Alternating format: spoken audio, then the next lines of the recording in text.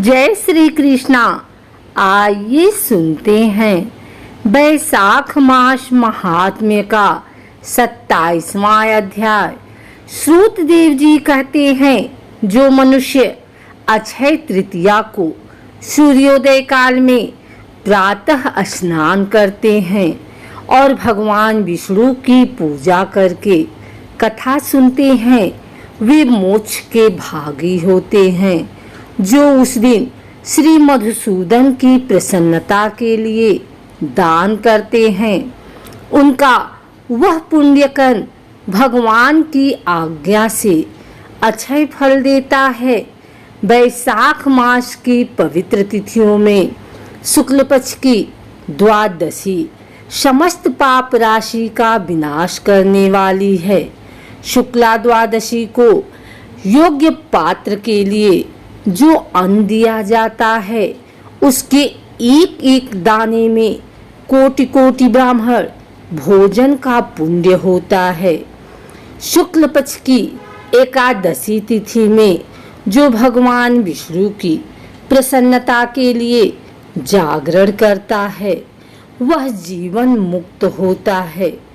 जो बैसाख की द्वादशी तिथि को तुलसी के कोमल दलों से भगवान विष्णु की पूजा करता है, वह समूचे कुल का उद्धार करके वैकुंठ लोक का अधिपति होता है। जो मनुष्य त्रयोदशी तिथि को दूध, दही, शक्कर, घी और शुद्ध मधु इन 5 द्रव्यों से भगवान विष्णु की प्रसन्नता के लिए उनकी पूजा करता है तथा जो पंचामृत से भक्ति पूर्वक श्री हरि को स्नान कराता है, वह संपूर्ण कुल का उद्धार करके भगवान विष्णु के लोक में प्रतिष्ठित होता है। जो सायंकाल में भगवान विष्णु की प्रसन्नता के लिए शरबत देता है, वह अपने पुराने पाप को शीघ्र ही त्याग देता है।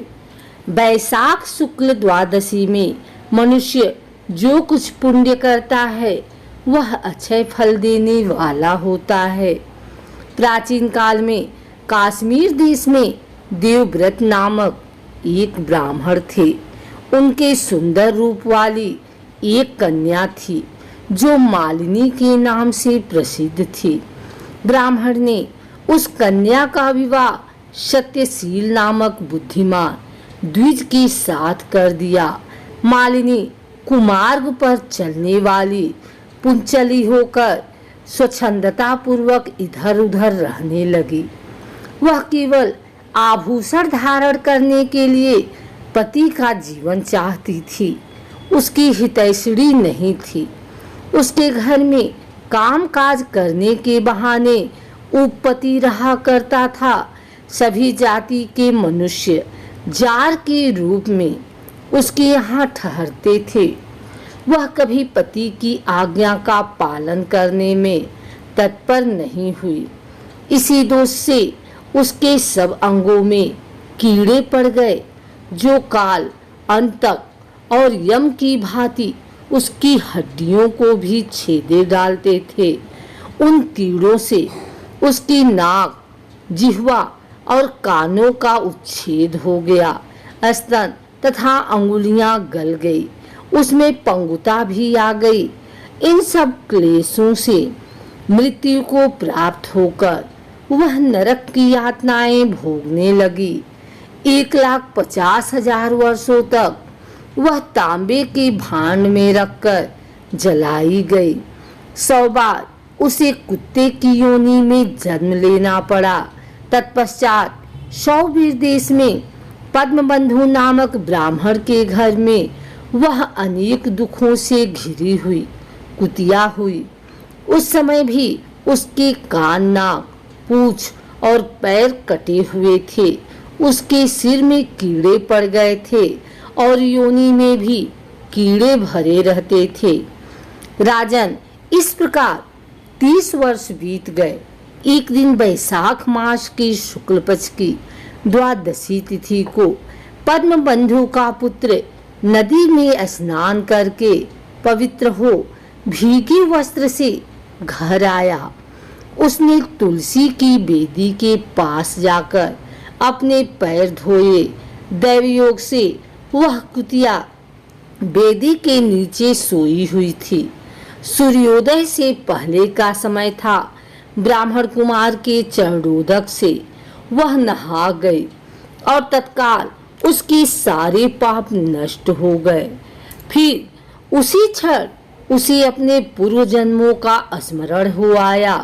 पहले के कर्मों की याद आने से वह कुतिया तपस्वी के पास जाकर दीनतापूर्वक पुकारने लगी, हे मुनि, आप हमारी रक्षा करें।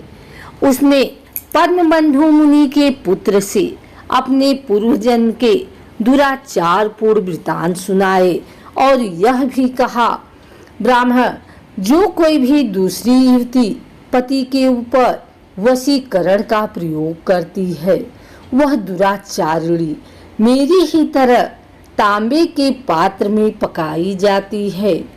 पति स्वामी है, पति गुरु है और पति उत्तम देवता है। साध्वी स्त्री उस पति का अपराध करके कैसे सुख पा सकती है? पति का अपराध करने वाली स्त्री सैकड़ों बार तिर्यग्योनि पशु पक्षियों की योनि में और अरबों बार कीड़े की योनि में जन्म लेती है।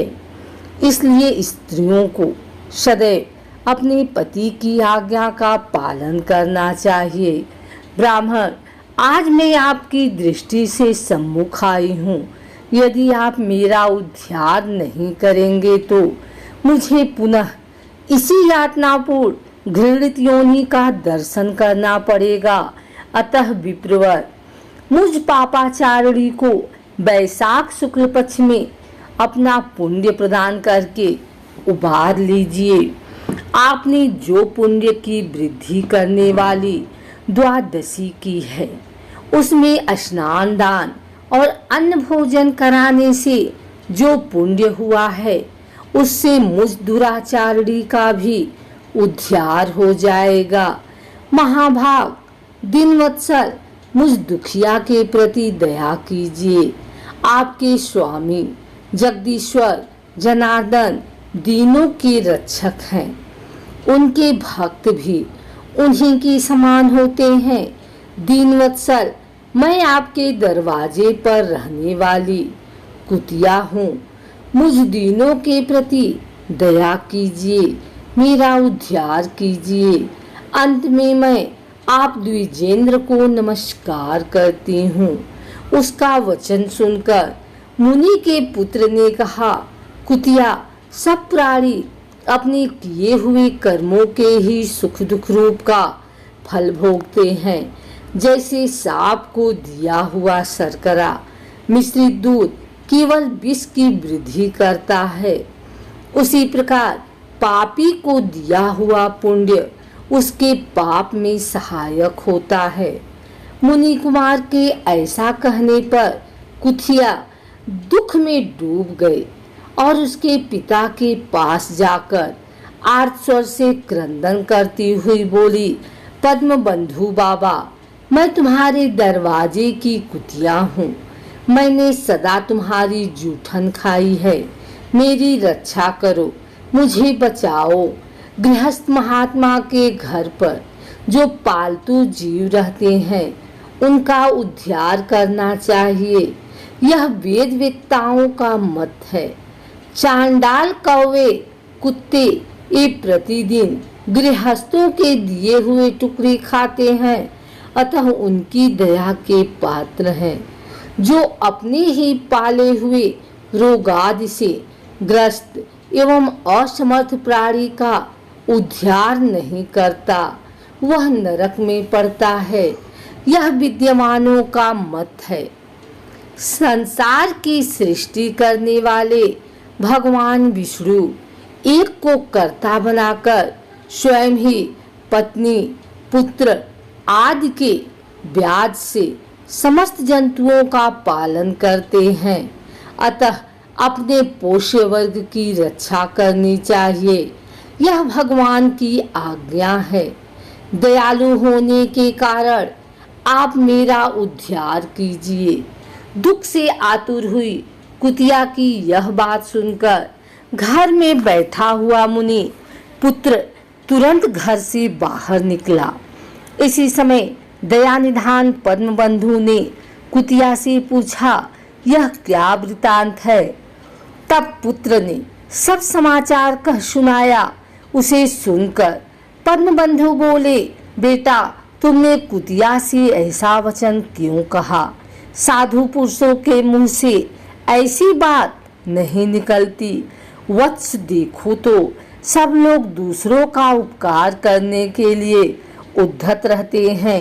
चंद्रमा, सूर्य, वायु, रात्रि, अग्नि, जल, चंदन, वृक्ष और साधु पुरुष सदा दूसरों की भलाई में लगे रहते हैं।